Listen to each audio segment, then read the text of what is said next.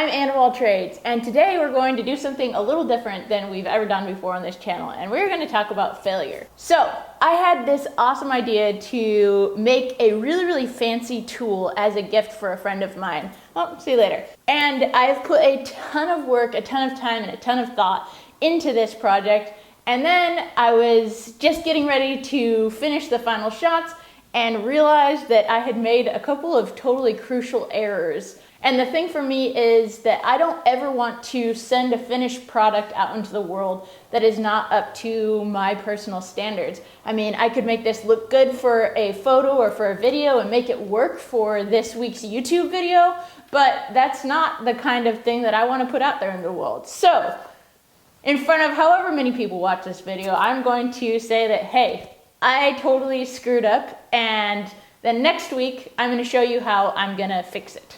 So kerfing planes were made to be accompaniment tools to go with frame saws. They create the kerf for the frame saw around four sides of the piece of wood so that when you go, you're gonna cut yourself, you silly little boy. So when you go to make a cut, you can have a kind of starter, and the long blade of the frame saw can have something to track inside along the cut. A lot of frame saws are made for making veneers, and so in that use, you would likely have a kerfing plane that was just like this, except it had a fixed fence that would cause it to cut always at 1/8 of an inch. This idea, however, is to create a kerfing plane that has an adjustable fence, so you can cut your kerf at varying thicknesses. So for example, if you saw me resaw that big piece of black limba with the frame saw a couple videos ago, you saw that I used the table saw to cut around 4 edges before cutting that board in half. This saw with its adjustable fence could be set to cut right through the middle of that board. We would establish the kerf, and then we would go ahead and use the frame saw for that cut. So let's talk a little bit about design. So if it has a movable fence, then you have to have a mechanism to move the fence. So a lot of woodworkers have done that by making threaded rods and wooden nuts that slide along the rods to open and close the fence. I, however, have seen on a lot of antique plow planes and stuff a carriage that clamps down onto sliding rods like this. And so I wanted to create something that would work like that. So I had a lot of design challenges to get to that point. So I put in 2 brass rods to keep things straight and square. So this being brass is a cool design feature, and I definitely insisted on having it look pretty. However, it itself introduces a lot of problems because brass is really soft and the threads can get stripped and ruined really easily. So I needed to make sure that things were going to stay straight and square. So putting these brass pins in here was good. So basically coming up with this design was a bunch of drawing, erasing, and testing, could you not, to get to this point. And I really like the way that it looks. One thing that I really wish I had done is actually continue these brass pins into this secondary attached fence, and in fact in the next iteration of this design I'm going to do that. The only real reason that I'm not redoing that and including it in this week's video is because I have a super busy travel week coming up, and I burned through all the parts that I'd purchased for this project, and so I simply don't have time to go out and get them.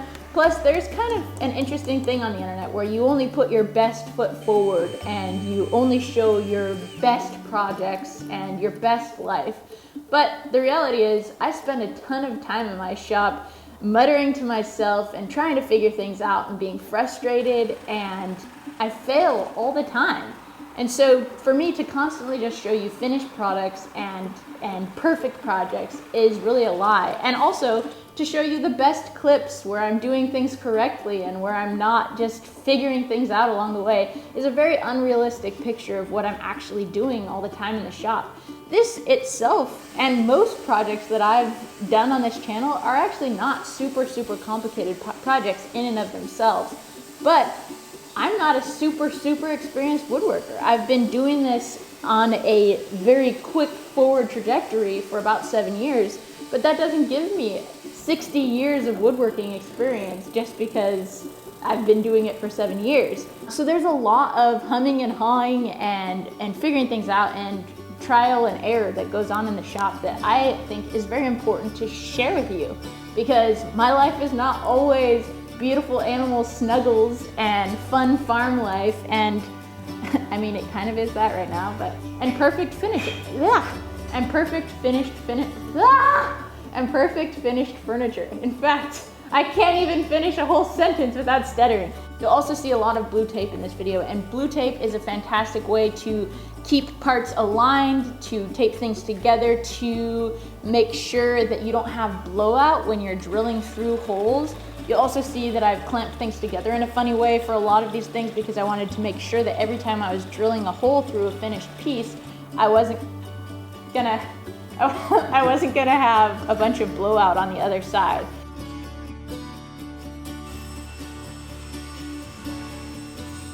I also want to give a big shout out to Groove Life Rings, who have become a long-term sponsor of my channel. I love the people who run the company. I love the products that they make. They make a shop-safe silicone ring that's very customizable, that has a breakaway feature. The thing I really like about them is that I get to still wear a ring, but I'm not worried about getting weird blisters or having accidents in the shop or around the farm.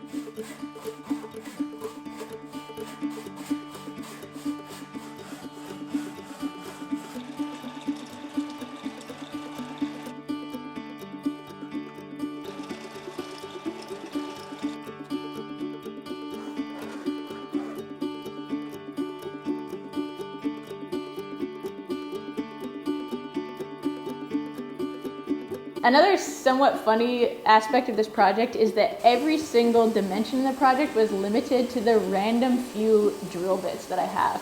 I'm really bad at restocking my supplies, and I had just burned through a whole bunch of my really nice pointed drill bits because someone who will not be named used them for some construction grade things, so they were no longer good for this. And so basically I came up with dimensions for the project based on the dimensions of drill bits that I had. These turned rods, I just turned down to the size Forstner bit that I had that was going to be sharp and wasn't going to cause a lot of blowout.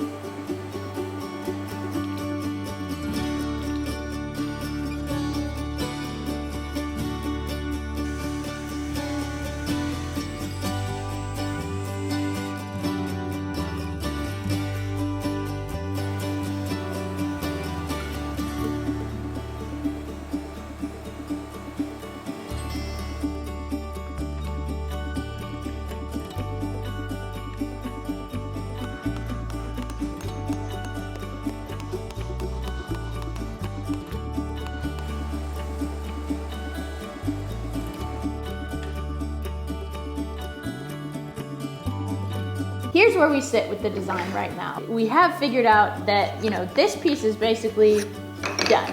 I know the dimensions and this is very comfortable to use. It just needs some finishing touches. I know how I need to do this part. This will be very easy to quickly replicate. We have the posts. I just need to make them prettier, and I know how they're gonna work and everything like that. They're gonna go in here. There's gonna be a wedge so that they stay where they're meant to go. And I know that they're going to fit into another carriage piece like this. They're going to slide like this. I like the design of all of these features aesthetically. I am going to make longer brass pins to go through the fence mechanism so that it stays straight. I am going to do much more careful drilling on these 3 crucial, well, I mean, technically it's 4 crucial holes because it's this, and then this all the way through. And that will help things to basically line up and act the way they should on the next model. So stay tuned. This first failure is going to become a success no matter how many tries it takes, and I'm going to come up with a really awesome gift for my friend that I'm proud of and proud to attach my name to, so please stay tuned for that. Thank you again to Groove Life for sponsoring this channel, and I hope you leave this video feeling challenged, excited, and inspired to get outside and do things with your hands as well. Cheers.